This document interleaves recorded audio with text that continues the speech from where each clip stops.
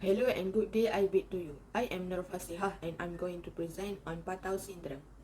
Okay, Patau Syndrome is a type of chromosome abnormalities and it can be found in individuals having a total of 47 chromosomes with an extra copy of chromosome 13.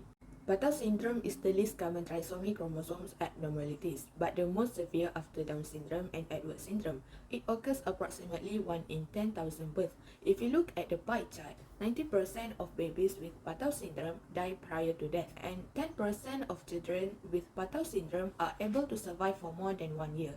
And these children are those that suffer less severe symptoms of Patau syndrome. Patau syndrome can be diagnosed prenatally either by genetic screening or ultrasound.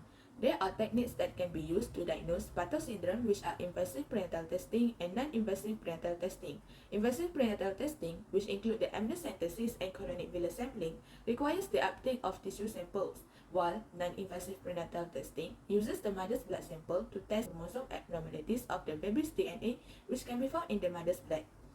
Besides, prenatal ultrasound, which is done after 17 weeks of pregnancy, is the most recommended technique to screen for the syndrome because it has the highest sensitivity in identifying the disease condition associated with the Patau syndrome. However, if Patau syndrome cannot be diagnosed prenatally, blood testing can be done shortly after the birth of the baby. These are the invasive prenatal testing. Amniocentesis uses needle to withdraw the fetal cells from the amniotic fluid, while chorionic villus sampling uses suction tube to remove the fetal cells from the chorion. Next is the disease condition of Patau syndrome.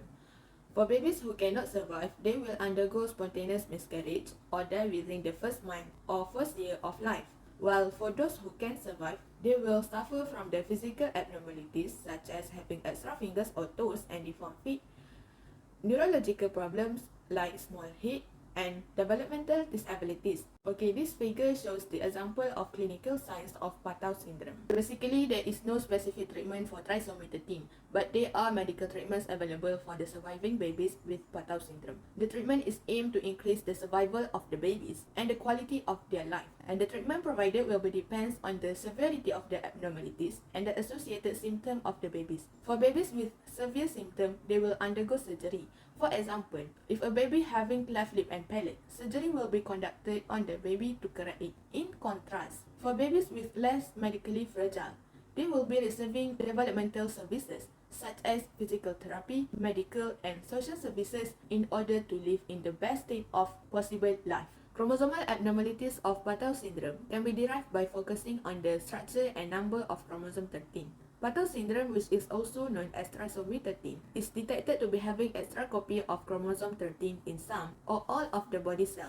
The figure shows the karyotype of a female having Patau syndrome. Besides, Patau syndrome can also be derived from the translocation which happens between the chromosome 13 and another acrocentric chromosome, usually chromosome 14.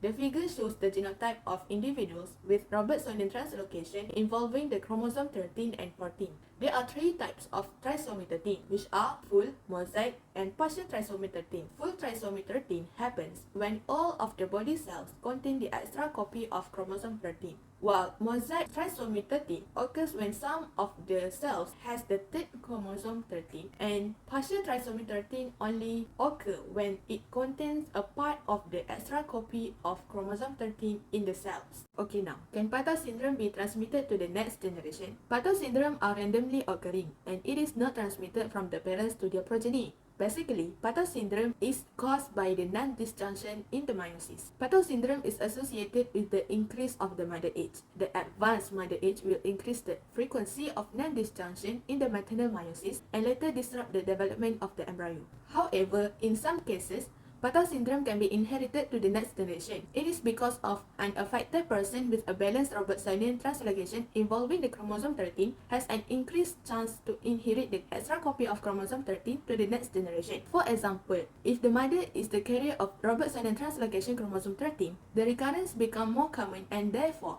the mother has 0.01 possibility of having progeny with trisomy 13 in each pregnancy. In contrast, the risk of having child with Patau syndrome is less than 0.01 if the carrier is father. For parents with children suffering from the Patau syndrome, they will undergo genetic counseling and the genetic testing on both of the parents.